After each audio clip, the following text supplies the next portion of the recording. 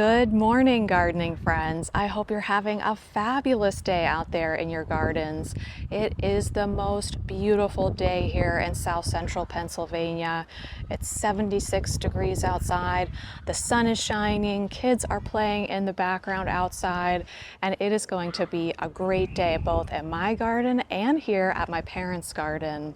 Jackson and Perkins generously sent out 16 additional hellebores to help finish my parents' garden renovation. And I wanted to give you an update on how this area is looking and how we're going to carpet the interior of the garden with this wonderful evergreen shade perennial. So last year we came over here and we ripped out every single plant in my parents' front yard and replaced it with this beautiful instant boxwood hedge. So we're going to use all the same hellebore here and carpet the entire garden with Mary Marble hellebores. Now, my mom does have two very special hellebores in the garden already. A few years after my grandma passed away, my mom, my Aunt Maria, and myself went back to my grandma's garden and we all dug up some of our favorite plants. And this is what my mom brought home from her mom's house. That's the grandma that I talk about all the time, Martha. I'm not sure what the variety is, so if you recognize it, please let me know. It's definitely an orientalis, so with this kind of hellebore, I would want to wait until the flower parts have dropped and the seed head has formed before I picked it for the vase. But this is such a special plant to have in the garden. This is one of the only plants that we did not remove. In addition to planting the alliums last fall, I also came over and planted, I believe, 6 or 7 Mary Marble hellebores. So here's what they look like when they first bloom. And so since this is an Ice and Roses hellebore, you can harvest it now with the flower parts intact. Isn't that beautiful? These plants were so tiny when I received them last year. It was basically just one leaf in a small square pot. But look at the size of the hellebores that Jackson and Perkins sent out for my parents. I am so impressed with the size and quality of these plants. So we ordered 16 more. And we're just going to place them around the allium so that as they get larger and spread out, my parents won't have to mulch inside this garden. I wanted it to be a almost no maintenance garden. Apparently, as this variety ages, it fades to more of a green. And you can see it's dropped its flower parts right there. Oh, it's so beautiful, but look at the quality of these plants. The marbling of the foliage, I just love it so much. So I'm just gonna leave these plants with my parents and they can plant them at their leisure. But I wanted to give you an update on how this area is looking, and we will come back probably in late May, maybe early June, to see all of the hellebores planted and all the alliums in full bloom. All right, friends, we are back home now, and I am so excited to show you the results of the potting soil experiment that I've been working on. I want to go ahead and get some Gladiolus and Snapdragons in the ground. We're back here by our new rose garden, aren't we, Grace? Where you can see all those alliums, tulips, and fritillaria are coming up. I think this is going to be such a beautiful spot this year. So in this back section of the raised bed, we're going to put, can you go ahead and lead the way, Grace? We're going to put plum tart, gladiolus. Now on the package here, it says plant 6 inches deep, spaced 3 to 4 inches apart. For cut flowers, I space them a little bit tighter than that, more like 2 to 3 inches apart. And I'm gonna plant them a little bit deeper too, more like 8 inches. So that'll be the back of this bed. Now check this out, friends. I sowed this seed on the same exact day. In this front tray, we have the Hoffman seed starter mix. Look at the size of those. Now, great germination in both soils, and I don't have anything to do with either of these companies, but this is Hoffman seed. Now look at Coast of Maine seed starting mix. Can you believe that? I picked up 4 bags of each of these soils at Roar's Seed. and I just cannot believe the difference. Now, at first, I felt like the Hoffman seed starter mix was doing a little bit better, but probably within about 3 weeks, these plants exploded. Now, what I want to do together, and I haven't done this yet, I want to pull a few out of the cells and see what the root system looks like. Let's try one from the Hoffman tray first. That one has 2 in it, so we'll just take this one out. All right, good looking root system. Definitely could stay in that cell a lot longer, but I feel like they have not been growing the last week or two. Now let's take one out. Oh my goodness, look at that. Look at that difference.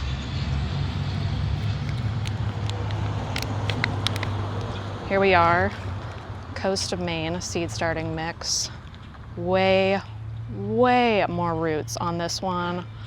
And of course, there's no arguing, a much bigger and beefier plant. So what I might do today is just plant out the Coast of Maine Snapdragons and pot these ones up into potting soil. Let's see how far we get.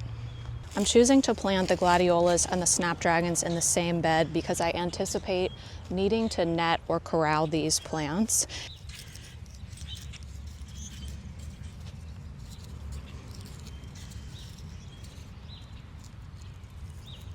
We've got 45 Gladiolas in this trench. I'm going to cover them back up with soil now, and then I'll start planting the Snapdragons.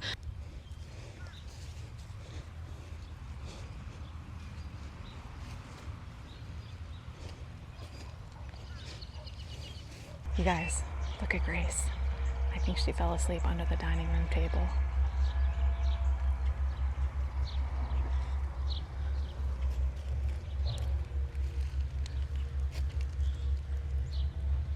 Let me know what your experience has been with other potting soils. Now, these are both seed starting soils, and I have previously only used potting soil. So it's been a really interesting learning experience. Hey friends, it's the next day. Last night I ended up planting all the Snapdragons, so I want to show you where they ended up. I think what I want to do this year is split all my cut flowers in half, put half in the raised beds in more of a standard row crop cut flower garden, and then put half in my existing landscape, just to once again show, create, and enjoy growing cut flowers in both the landscape and in traditional rows. So we're here at the rose garden that we put in last year, and isn't it looking fantastic? Can y'all see it behind me? Oh my goodness. So I put all of the Hoffman Snapdragons in the rose garden, and then I put all of the Coast of Maine Snapdragons in the raised bed. They are in desperate need of another drink of water. It's really hot again today, about 80 degrees. Yesterday, the flower stand sold out. So let me show you what I did with the Snapdragons, give you a tour of all the daffodils that just bloomed this week, and then we need to create at least 4 more daffodil bouquets because it's the Wednesday before Easter, and I want the stand to look excellent from Wednesday all the way through Saturday evening. So let me turn the camera around. I'll give you a little tour. We did the 45 Gladiolas in the back, a whole tray of Snapdragons. This is the Potomac Lavender Snapdragon. We grew that together a couple years ago in the Coast of Maine potting soil. Actually, I did pop in 2 rows of the same Snapdragon grown in Hoffman. So you know what? Let's see if these Hoffmans catch up to Coast of Maine in a few weeks' time. Then I'm not sure if you'll be able to see it well or not, but in and around the new rose garden where we have alliums, tulips, roses, and that really expensive fritillaria, and I cannot wait to see that bloom. Wow, it's going to be fantastic.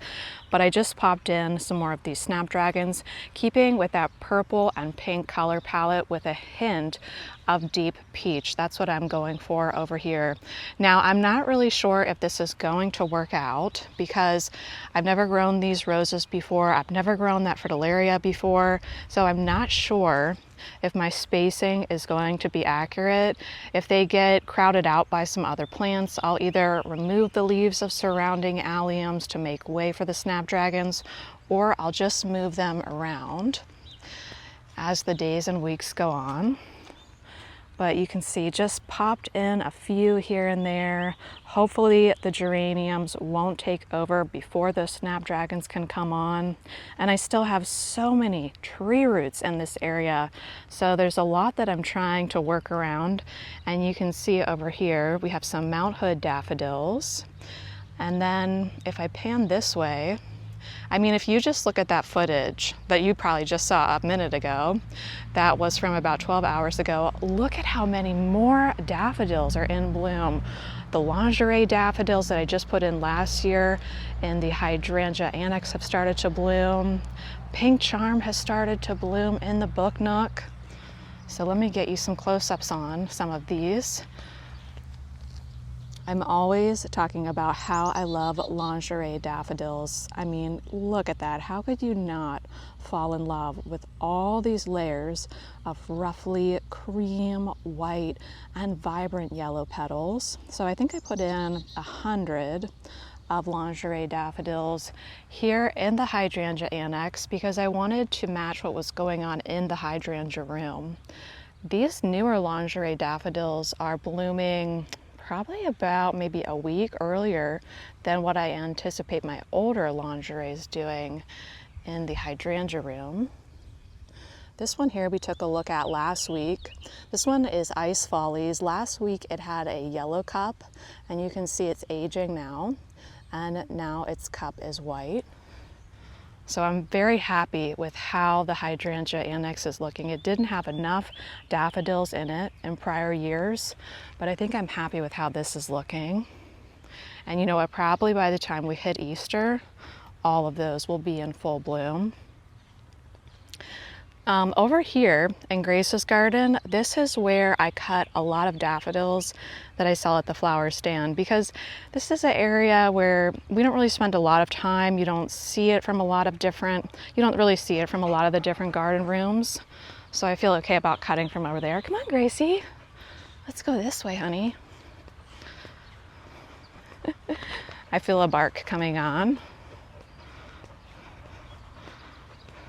Grace, you want to go through there and see if you can find a stick? Grace is inspecting the woodstock hyacinths. Those are the vibrant pinky purple hyacinths that you see, one of my all-time favorites. I think I actually like woodstock better than shades of blue. What do you think, Grace? Grace is like, just pet me, Mom, and I'll be a happy camper. Let's see who we have over here. This one is White Lion. I don't think we'll be picking any of those today. They just started to come into bloom. Over here we have Replete. I don't know if I can sneak through here anymore. Things are getting a little tight around here. We've got so many gorgeous flowers to enjoy. There's another White Lion.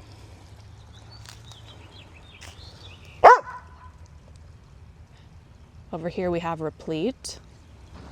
This one is called Mount Hood, and if you're looking for an inexpensive daffodil that's very reliable and you like white daffodils, I would go with Mount Hood. You can see when it first blooms, the large cup is a buttery yellow, quickly fades to a lovely ivory, and that's located here in the bistro area. Now, as I look at the main flower walk, I think we need to add some more daffodils to it. So let's put that on our list of things to do this fall. The main flower walk is getting shadier and shadier as that cryptomeria grows up. Now, I think these are accent daffodils, but I'm just not sure because I don't feel like the cup is long enough.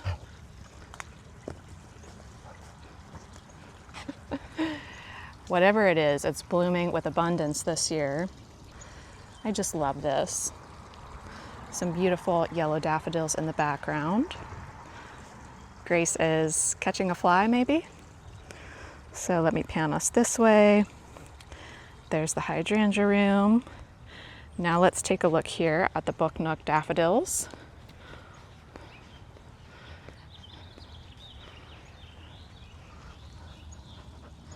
This one is called Pink Charm. This kind of looks just like the one that I'm calling Accent. But I did get them from different companies. Pink Charm I got from Longfield Gardens, and I can't even remember where those accent or quote-unquote accent daffodils came from. In between all of these panicle hydrangeas, we have Shaw daffodils. And we'll pick a lot of these for the stand too, because I can't really see them well back here. Aren't they gorgeous? Oh yes. She's ready for her close-up, folks.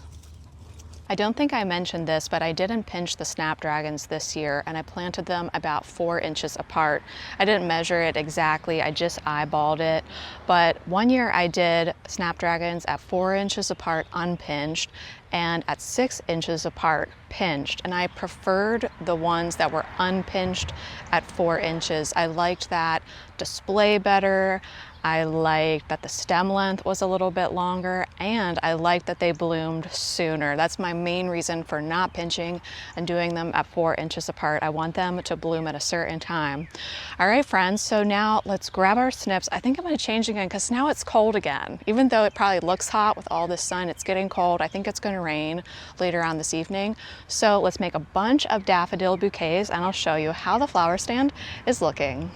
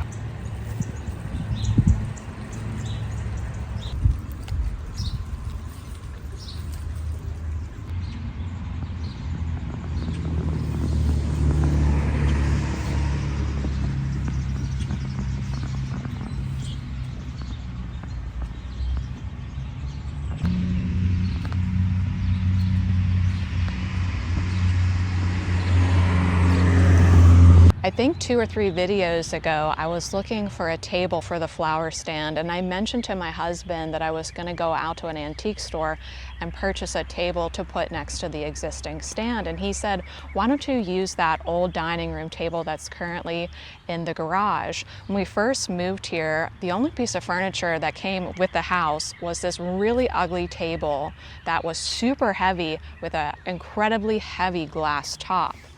And when my husband went to move that table from the dining room into the garage, he actually dropped the piece of glass down his shin, and oh my gosh, he probably should have gone to the hospital, but he's very tough and he did not do that. All that to say, we repurposed that table and some shelving that have been in the garage for the last 10 years to make the flower stand a little bit bigger. So basically on one side this year, I have annual plants. This will probably be my last week for pansies, and then I'll start to bring in some perennials to put on that side of the stand. And then I still want to keep my cut flowers under the shelter of the rooftop in the existing flower stand. I might put 1 or 2 on the table if it's not really hot that day, but I want to try to keep them as cool as possible. Sometimes people are building a flower stand and they ask me something that I would do differently or that I would like to add. I would love to add refrigeration at some point. If I could have a cooler somehow built into the stand, which I don't think would be that hard to do, that is something that I probably would change. If money was no object, space and time is no object, I would say add refrigeration. That's only going to help you out, especially as things get really hot. And of course, talk to your township. We live in the borough. I have it in writing that I'm allowed to sell flowers from every single person that works at the borough and the mayor of our town. That way, if somebody doesn't like that you're selling flowers, you have the township and borough saying, no, it's totally fine, and they know what you're doing, and you make sure you're doing everything right, because there are different regulations based on where you live. All right, friends, I want to wish you a wonderful day, and in the next video, you will see me setting up the stand for Easter and hopefully filling it up with more cut flowers and more spring blooms than I ever have before. Oh, you guys are going to fall over again. Okay, bye guys.